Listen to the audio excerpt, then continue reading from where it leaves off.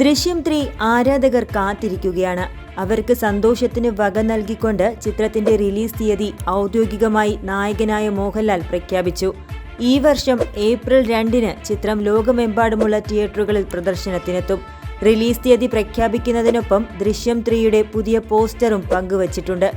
വാഴത്തോട്ടത്തിന് നടുവിൽ ചിന്താവിഷ്ടനായി നിൽക്കുന്ന ജോർജ് കുട്ടിയുടെ പോസ്റ്റർ ഇതിനോടകം തന്നെ സോഷ്യൽ മീഡിയയിൽ വൈറലായി കഴിഞ്ഞു.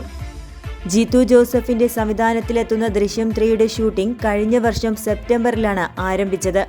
തൊടുപുഴ, വാഗമൺ എന്നിവിടങ്ങളിലായി ഭൂരിഭാഗം ഭാഗങ്ങളും ചിത്രീകരിച്ച സിനിമയുടെ ക്ലൈമാക്സ് ഉൾപ്പെടെയുള്ള അവസാനഘട്ട ഷൂട്ടിംഗ് എറണാകുളത്താണ് പൂർത്തിയായത്.